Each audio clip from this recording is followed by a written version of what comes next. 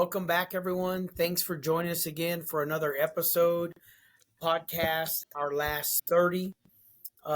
Here we are, another Saturday, man, trying to make this happen. We keep joking that our jobs and our family lives are starting to interfere with the fun things we want to do in life, man. And this podcast is that fun thing, but it's hard to secure that time. And for both of us, we both work in higher ed and our semesters have started. And so normally a Saturday, Sunday is a nice time to kind of spend time with family or get caught up. But increasingly, our Saturdays are occupied by work. And Sundays really do become that day to rest a little bit. So this Saturday, we found an hour in to squeeze in and say, let's do it, man. Let's get it done. Yeah. Yep. Appreciate you guys again. Continue to follow us. It's been a great journey for us. It's been tough at times, like Dr. Fred mentioned, just to be able to find some time, but we enjoy doing this. We love the conversations that we have and what we bring to you guys. So you have us here. And actually, to your point, Caesar, we've had some really great feedback. We got some more emails this week and people asking questions, and we're going to kind of integrate some of that. But the feedback was really about how people are actively, presently experiencing different levels of difficulty, trauma. Some of our listeners have experienced, near-death circumstances, and a couple even that loss of life has experienced. They've experienced through family members, right? And so we know that that's just part of the process. Like we're alive, and we try to figure out what we're doing here and how to do it. And next thing you know, we're reconnecting again, oftentimes, right? With the death of someone, and it's just the reality of life. It's the reality of work is you're tired. The reality of life is that it ends for all of us the same way. Mm-hmm. And I don't know who said this, but somebody's like, the only things we got secure in life are taxes and death. That's right, man. That's it. If you're an American, you're gonna pay them taxes. Well, I pay my taxes. We pay that multiple ways, and it's kind of like it's a jokingly manner to say that there are two things guaranteed in life as an American. Well, for everyone. I don't know if other countries pay taxes, but our joke is that we're going to pay taxes and then we're going to die. That's how that works. So if you're listening in, pay your taxes. You don't want the federal government coming after you. No, sir. That's the last thing that I want coming after me. We know the stories of people who've tried to mess with the federal government, and that does not end well for you, my friend. I'm okay. Well, before we came on board, we're just kind of chatting and really talking about how we've been celebrating the last couple of episodes with getting to our halfway point and what that looks like and the lessons we've learned, and again the feedback from people that we engage with, and it's humbling to hear that people are listening to our podcast. Our goal, our goals are simple. We want to interview 20 guests, and we want to have a small impact on those who listen. And we think we're having it, man. We think we're getting towards our goal of interviewing 20 people. We have some more things lined up. And we think, we know, in fact, that we're having an impact on people's lives, man. Feels good, Caesar. Absolutely, yeah. I think that's the biggest part of it. I think whenever we begin this, that was your original goal, to be able to provide something back for the community, be able to provide something for our listeners that, again, if it's just something that they can get out of a quote, like we talked last week about some of the quotes that have motivated us and got us through our careers and where we're at now, little things like that. We're talking about our experiences as a whole, and if it makes an impact on somebody, I think we're doing what we set our minds to. whenever we wanted to begin on this journey and this quest of joining the podcast world. Yeah, and I think when you listen to the people who are entrepreneurs or trying to work in the community and have that impact, it really is something that simple. It's trying to have uh, to help change or positively impact somebody's life, one or two individuals, one or two families at a time. You see that in attorneys, police officers that help individuals, the medical community, teachers do it one classroom at a time. Yeah, Police officers will do it one traffic stop at a time.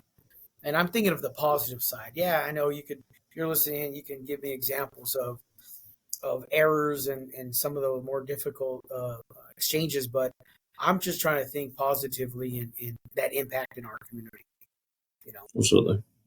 But anyway, so some of the things that we were talking about were, basically today's topic is, what truly matters. And we wanted to just kind of slow things down a little bit and really start thinking about and encourage that connection with you guys as you're listening in to think about what really matters, man. What truly matters in your life and in your daily engagements, monthly, weekly, and I also think about, um, I as we're talking, I peer over and I see, images of you and I, Caesar, and I know that in 5 or 10 years, and in a few months, this project's over that we did, right? So in 5 or 10 years, we're looking back like, what were we thinking? Or that was Mhm. fun, or look at the impact. Um, and or 5 or 10 years or 15 years down the road, let's say if one of us isn't here or whatever the situation is, you can always go back and listen to that voice one more time. And I think about that Yeah, because I have a recording, and maybe I've mentioned this before on my phone. It's why I won't change my phone. I have, and I don't know how to do the technology stuff, but I have one last message from my mom on there. So if I really want, I can listen to her voice. I'm fearful. I have this fear that I'm going to forget what her voice sounds like, and I know that I won't, but I'm afraid that what if I do? What if 5 or 10 years passes and I've forgotten what my mom's voice sounds like, right? Or in 15, 20 years, if my children are listening in and they're like, what did Dad's voice sound like when he was in his 50s? hmm What were his thoughts? So that's kind of where I'm coming from today, man, on the what truly matters side. yeah. No, and when that hits home to me too as well. When you said that, I don't have a voicemail from Dad, but I think, like I said, I've always mentioned it here too. He was at life of the party anywhere we went. So I was fortunate enough to where we were born in a technology era. I mean, I had a phone pretty much everywhere we went. So there's videos of dad singing, there's videos of dad dancing, playing those games and stuff like that. So now that my nephews, like I said, I don't have any kids yet, but my nephew and niece are grown up.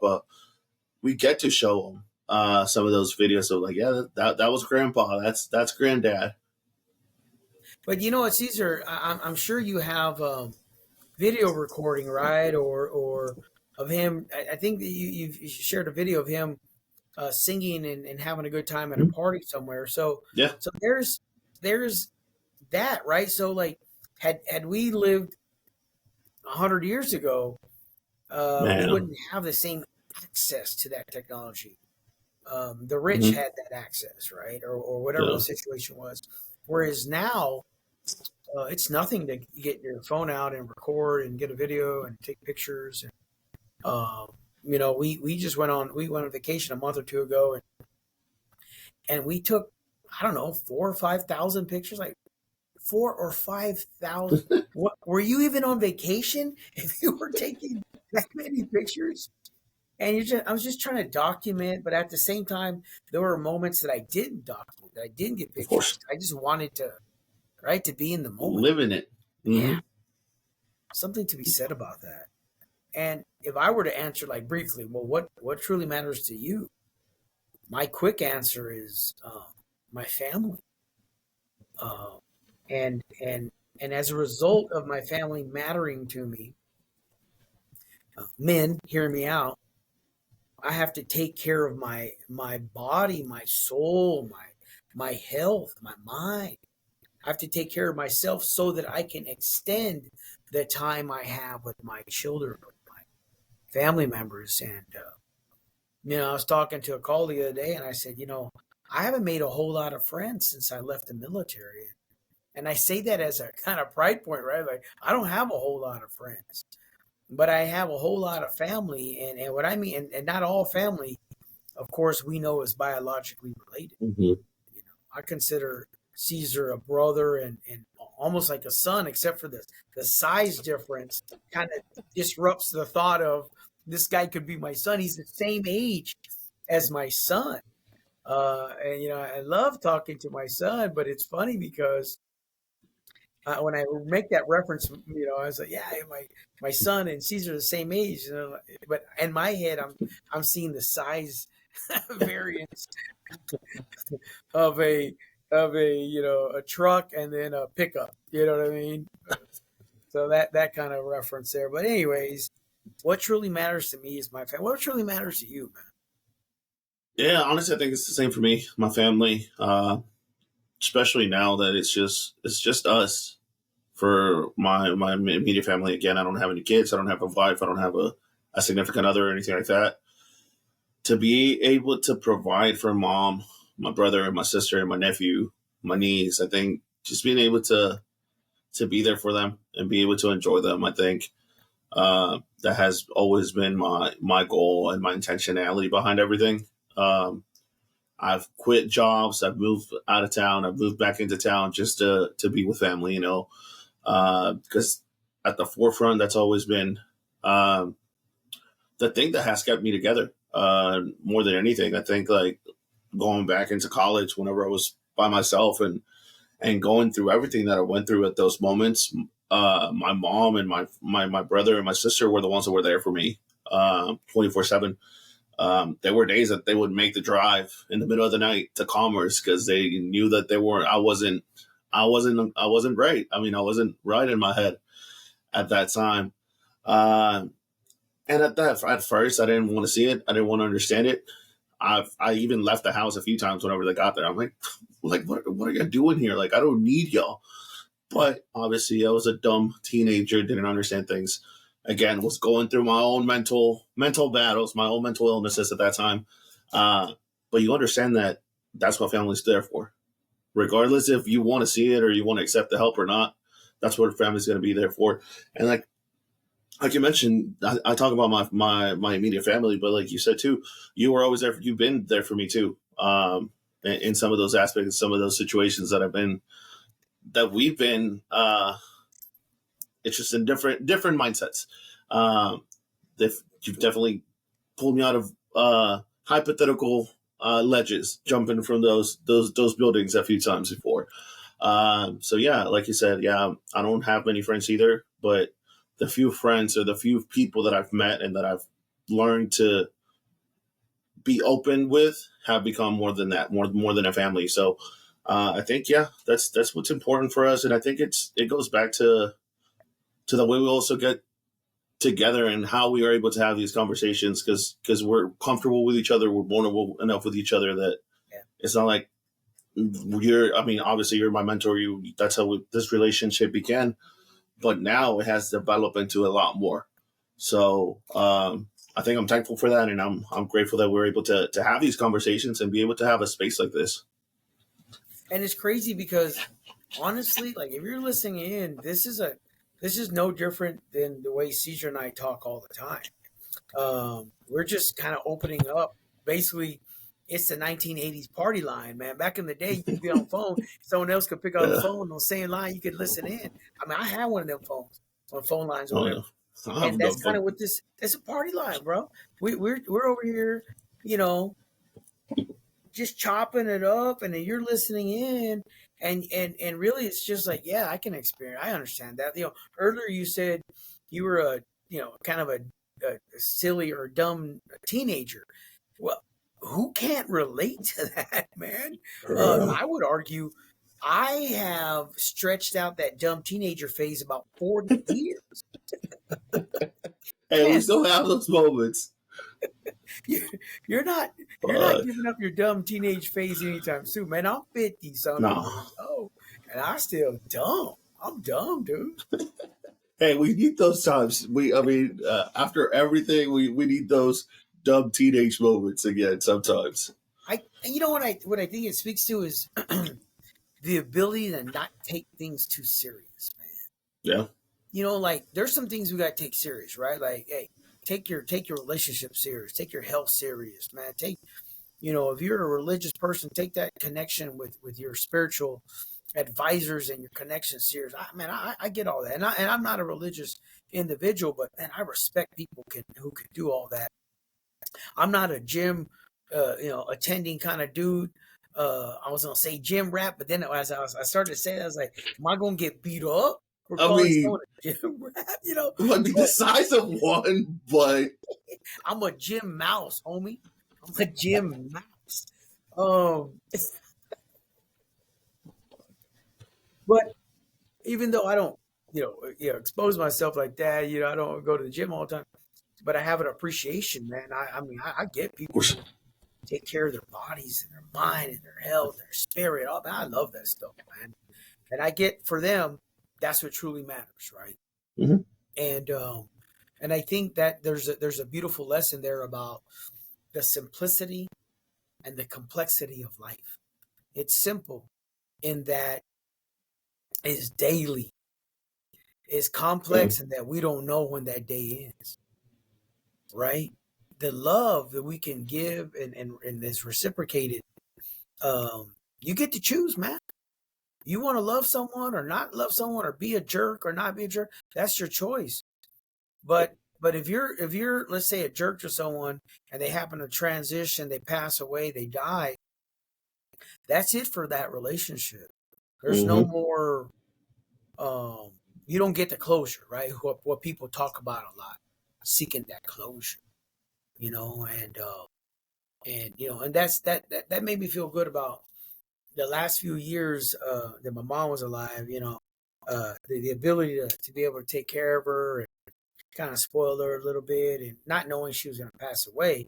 Yeah. Um, Actually, someone said, can what exactly happened with your mom? And my mom died during COVID, and so that was at the height of the COVID situation, Hmm. and it was tough because again, let's use this moment as a historical document. In 10 years, 15 years, are they going to remember exactly what COVID is like?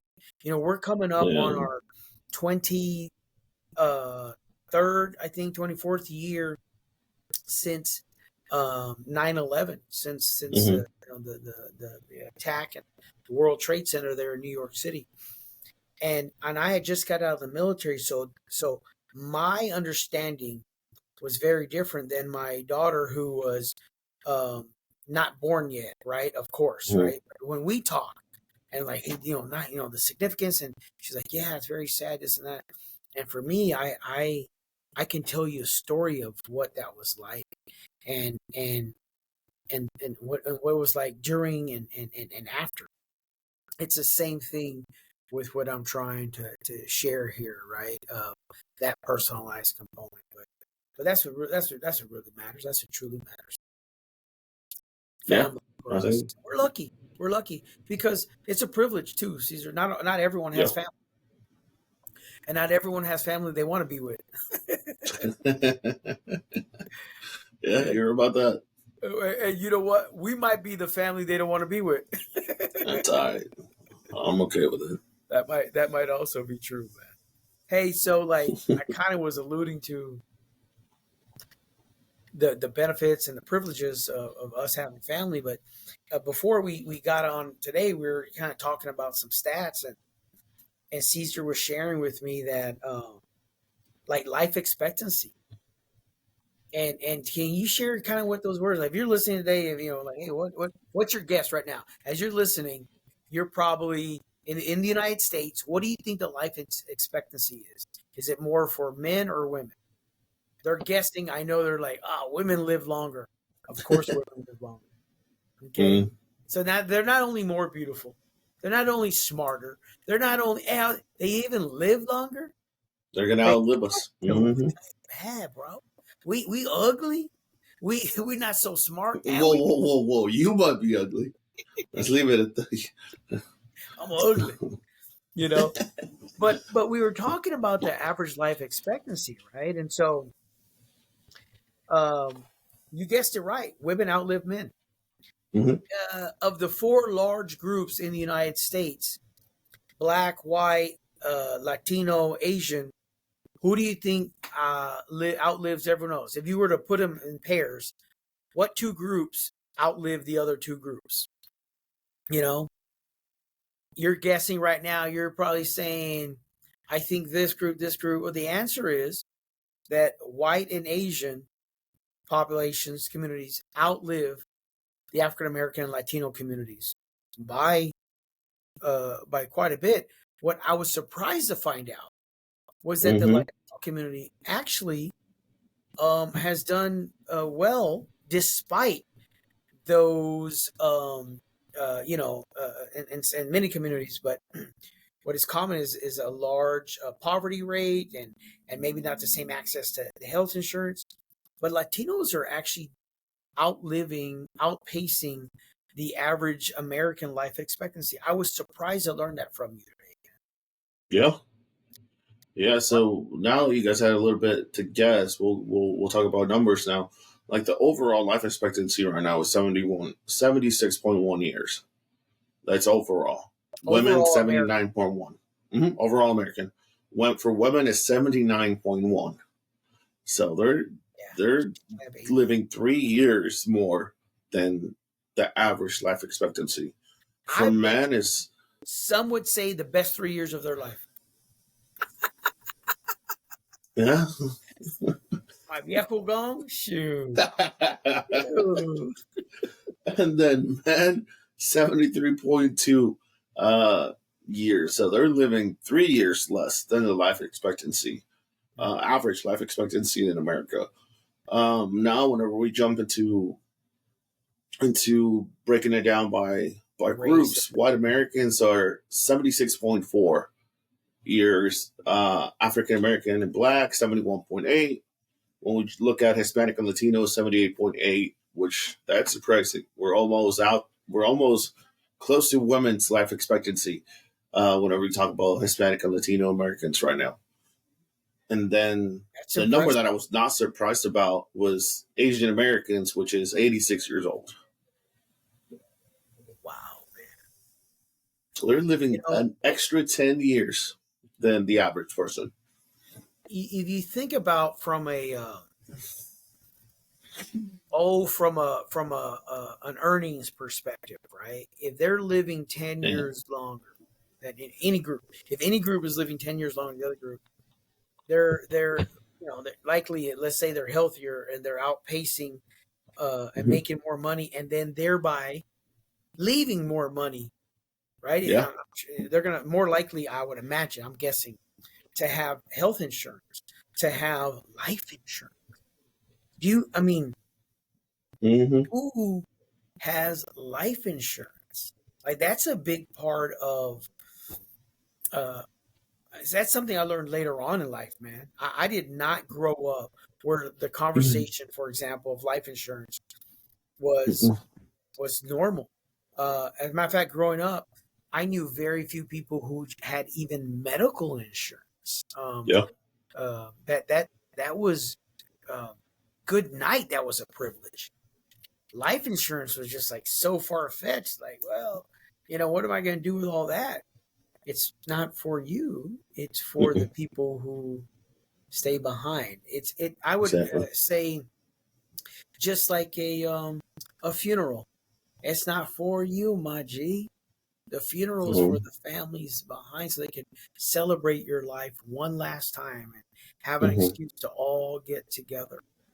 I went to my aunt's funeral a few months back, and that's exactly what it was. It was an opportunity to Hmm. celebrate her life and talk about the wonderful things and the cool memories and reconnect with family members that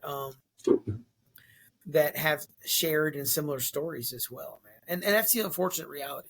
We tend to, for those of us who don't live close to home, we go back home when there's Yeah. a funeral. Yeah. Uh, Yep. I also think about, and this is, we didn't talk about this, but I think about people who are here from other countries. Caesar, and we live in Texas, and there's a large Hispanic population, specifically from Mexico, and increasingly from other countries. But if you're here and you don't have the financial means, or your status is currently, you're pending. Let's just say you're waiting to get that U.S. citizenship, or you file, whatever the situation is. You may not have access to go back to your family member's funeral. Yeah. That's a reality for a lot of members of our community, and I just Yeah. think about that trauma is like. We watched my father's funeral from a phone. So, Think about that, man. You watched your father's funeral. One, luckily we have the ability, the technology, right? So there's a positive side to that. mhm. But the sad part to that is that it's based on status and being out of the country. Yeah. That's the reality. Yeah. So that was hard for us too. It was hard not being there for my grandpa. I think it was the biggest thing that hit us. I mean, he's only, I think he's about to be 86, 85. He'll be 85, 86 in December. Um, and that was this first kid that he's lost. It was his older kid. So it was very difficult for my grandpa. And my grandpa quickly digressed after my father passed away. He got fairly sick, and he's been getting worse in the last few years. So to see him go through that, not necessarily alone because the rest of the family was there, but honestly, for grandchildren, we were the closest ones that were ever to my grandpa. Like he would always say that he's like, you guys are the ones that show the most affection to me. You guys are the ones that are always there, like checking in, even though we're thousands of miles in a country across from each other. We were the ones that were always, or that we still are. Because again, he's still alive with us. We're still in contact with him. We try to help out and do what we can, even though we're not there for him. So it was very difficult for us, and um, yeah, I mean, luckily we were thankful enough where the funeral home that they picked, they had cameras in the observation room too, so we were able to be there, see the family, people that were there to visit my dad and things like that, and then um, at the mass, I think one of our cousins was recording it the whole entire time, and then we had people at the actual burial site. Either on FaceTime or just on the phone, recording it and playing those moments for us. And I mean, it was hard, but I think we were at least grateful enough to be able to live that. My mom's grandma, or no, my mom's mom, my grandma passed away about 10, 12 years ago too. The technology wasn't the same back then. Right. Um, Only 10 years so ago, 12 years ago, it's advanced so much. So we weren't able to be there for that either. So it was mostly, hey, a phone call, what's happening, when is it happening, little things like that. Some pictures that they were able to take. Uh, so yeah, I mean, I look back at that and how hard that must have been for my mom to experience that again. My mom is the um, oldest, out of her family. So being one of the only ones that wasn't present, because we were here. I mean, there was no other way um, to be there. And that kind of makes me think about what, excuse me, funerals, and the grieving process is like in different cultures and different countries. I've traveled to different countries and lived in different countries, And of course, as a result of the time I was there, I attended funerals of coworkers that actually, unfortunately, were killed.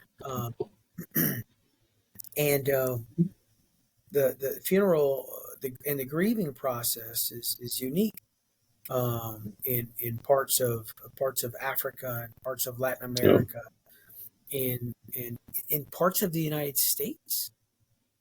You know, I assume I've not been to. I guess I have been in the Northwest, and compared to how we do things out down in the southern part of the United States, and grieving as well. You yeah, know, I would assume that for most cultures, food is a big part of that process, right? yes, Meals and getting people together, crying over those meals and stuff. Like it's a big part of it. It's humbling. absolutely. Yeah, I think for our culture that's a big part of it too. Like for us as Mexicans and Hispanics, that was pretty much what it is. We have we call like um I'm going blank right now on what it's called, but it's like a 7 day celebration where we do the rosary, we pray and stuff like that, and that's what we provide for the people that come in. It's either some tamales or conchas and some hot chocolate and coffee and things like that. Just to again, it's a way to thank those people for coming and being there with us, breaking bread. And I think for Is it us and is it called like a novena? Novenario, there we go. Yes, yes, Something like it's that. Novenario. Yeah, so it's at Ah, 9 days. It's a coming 9 day through. 9 day celebration where we're just there. I mean, it's a good way. I mean, it's a grieving point for people. It's I don't know. It's a last way to pay an omen, I guess, to that person that has passed away. And again, breaking bread seems to be a familiar thing that we do whenever we get together, regardless if it's a celebration or it's a funeral or if it's an overnight, things like that. I think for a culture, breaking bread is huge, and being able to share again, even if it's a concha and hot chocolate and coffee with each other, it's meaningful and it's powerful and in essence of what that means and what that entails to just be together and be able to do that. No, I think for a lot of people that's true, and that's been true. And you think about the United States as largely a country of immigrants, bringing unique uh, cultural influences from Europe, from Africa, from Asian countries, from Arab nations, from Latin America. Like so. This Mhm. all this influence, if you're not familiar with the United States, is native culture is just beautiful representation and blend of the grieving process, mourning and funerals. We kind of touched on it earlier. What percentage? I'm interested of people have life insurance. Yeah, so doing a little research earlier, found out that 52% of Americans have some type of life insurance, Wow. which is not that many. I mean, honestly, we go back to what's important, and we go back to uh, our topic, our last 30, and that we're all eventually going to pass away, and we're all eventually going to leave this earth. If we don't have a life insurance, we don't have something set in place for our families to utilize whenever it comes to that time, we're putting our families behind in a sense because it's expensive and it's getting more expensive every year. Funerals are getting costly. A burial is getting costly. Everything is going up in prices. So sometimes we don't want to think about it. We think it's morbid to think about death or that we shouldn't talk about that because you're for us in our culture, it's like, oh, don't talk about death because you're attracting it. You're Yeah, we bringing don't it to want to. Yeah, you. Yeah, you don't want to do that. But I mean, we got to pay attention to that. And I think you talked a little bit about earlier about life insurance, not knowing about it. I think for our culture, more than anything, it is that lack of education, and we see it as like, ah, no, they're just trying to take my money. Like, I'm not. When am I going to use my life insurance? Well, you were eventually going to utilize that life insurance.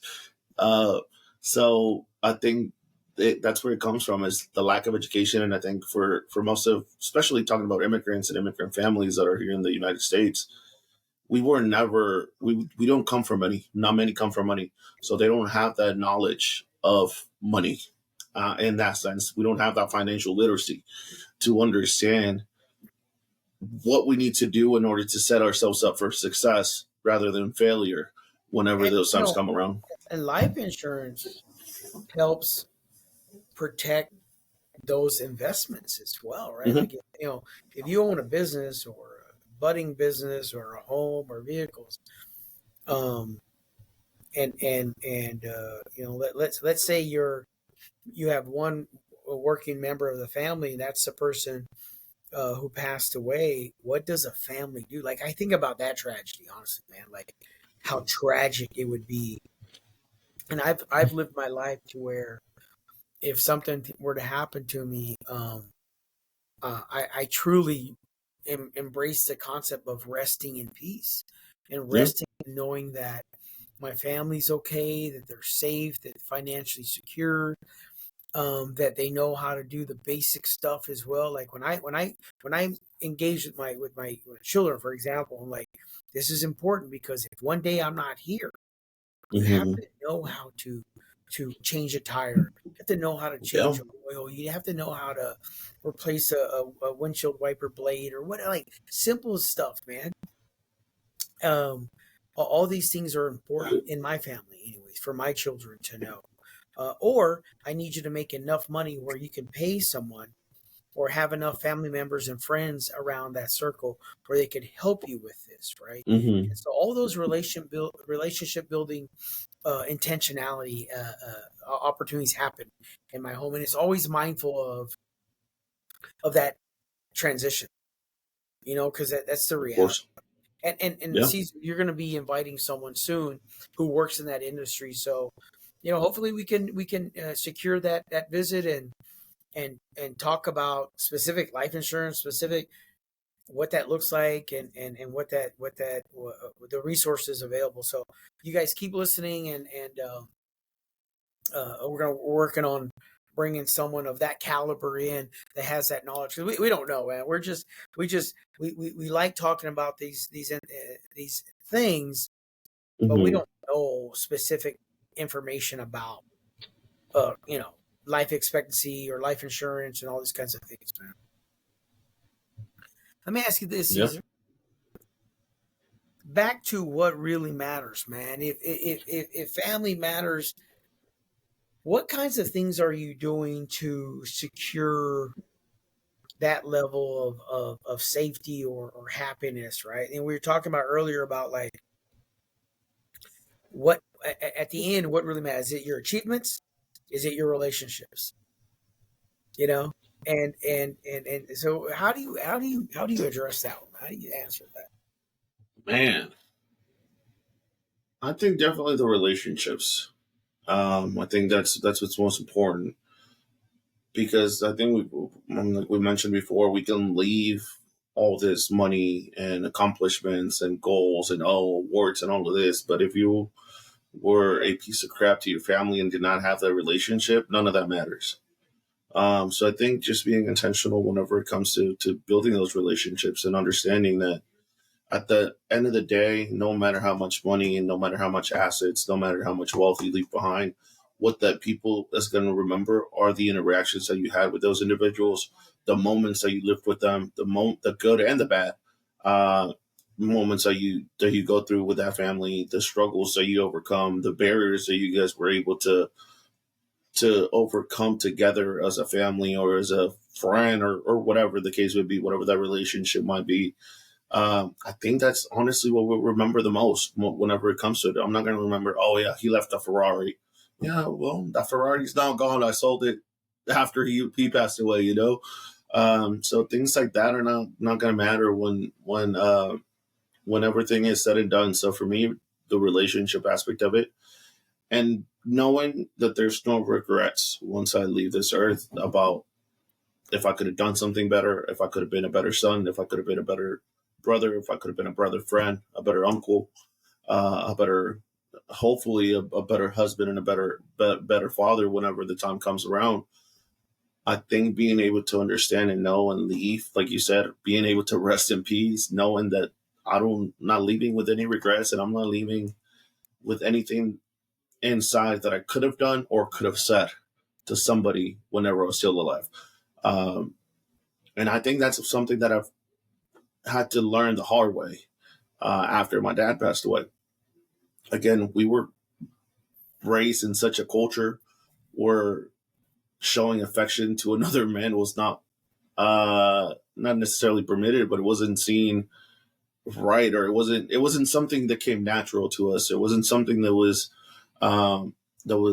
there all the time. Like, dad didn't tell us he loved us. He would tell his brothers and sisters, "Oh, like, I love them. I'm so proud of them. They've done this, and that." But he would never say it to our face. He would never tell us that, you know? So being able to understand that now, and hearing after dad passed away, was like, yeah, no, your dad was super proud of you for going to college. He was super proud of you for graduating, blah, blah, blah, for overcoming everything that you did. I'm like, damn, for me, I'm like, I just wish I could have heard that one time from them. So that has taught me to change that mindset and be intentional on what I do and how I say things. Now, my little nephew, he's 3 years old. He just turned 3 years old. Anytime that I see him, anytime that I'm around him, I'm like, hey, I love you. Like, regardless of anything, whatever we're doing, it's like, all right, puppy, I love you. Good Well, night, te amo, blah, blah, blah. that's the impact your dad left, man. Mm-hmm. Maybe he didn't verbalize it, but he showed love. He reflected that. And Yeah, if his legacy was to ensure that every time you have an engagement, you do that, right? Because you knew the absolutely. value of it. You knew, Yeah, and it's maybe he did tell you that. Maybe you're younger, and maybe you've since forgotten, or whatever the of situation. course. The point is that, as our homeboy Roy often talks about, you could be better, or you could Or you be can bitter. be better. We're not Yes, choosing to sir. be bitter, man. It, Nah. it's it's not good for the heart. It's not good for the Mm-mm. mind. It's not good for you. You know, on along those same lines, Caesar.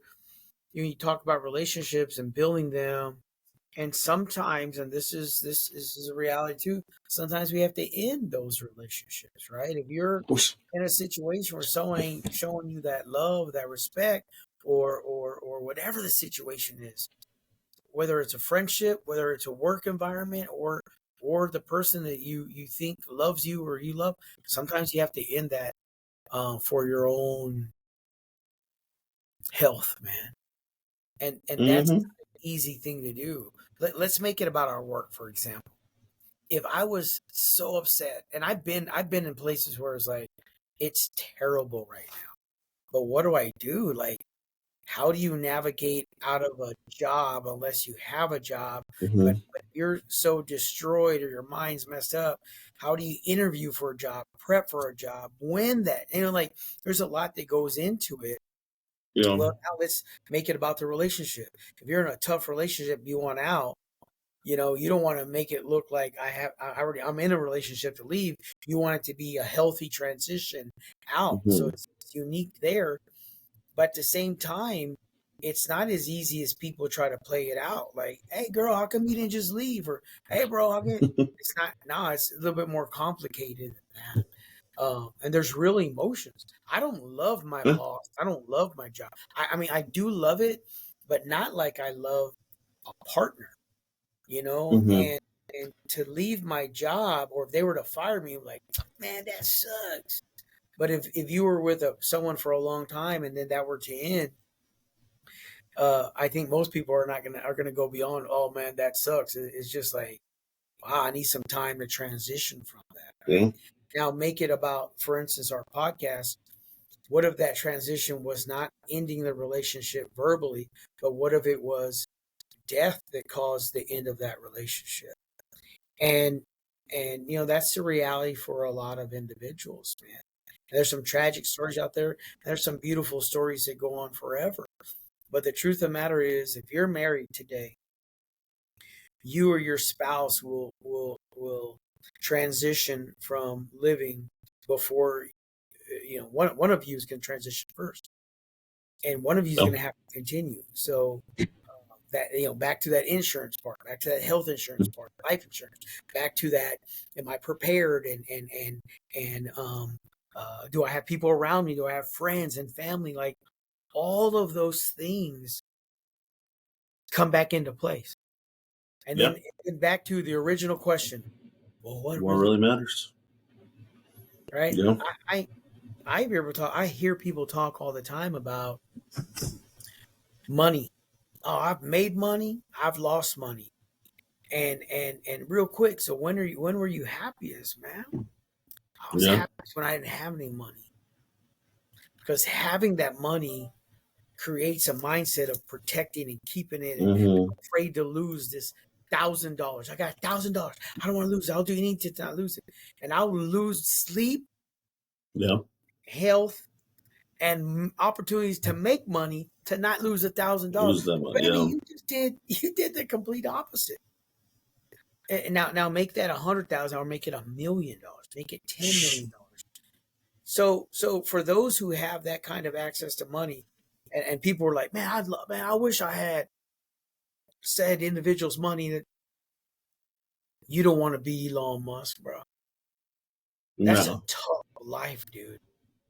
Mm-hmm. It's just I get to go, like, I get to go to Whataburger or Dairy Queen, just have my meal, enjoy it, and be like, this is great or this sucked, whatever. And I just go home. It's nothing. But if you're a figurehead like that, and they're like, oh, look how this guy went dressed to this event. He was rude to someone, or he didn't leave a tip, or he only left a Mm-hmm. $100 tip for a $50 meal. Like, what are y'all talking about, man? Like all that Yeah. stuff, man. And again, go back to what matters to you, bro. Man, I'm looking Yeah. for happiness. I'm 50 something years old, bro. I'm looking for happiness, man. Honestly, I'm looking for mutually respectful engagements and relationships. If I'm at work and I'm not mutually respected, if we're not mutually respecting each other, it's not the right place for me. If Mm-hmm. I'm in a relationship and we're not mutually respecting each other, it's tough, but it's not the right Yeah. relationship. It's Yeah. hard. Absolutely. Yeah. You brought up a good question, good thing, and I just remember about this back in college.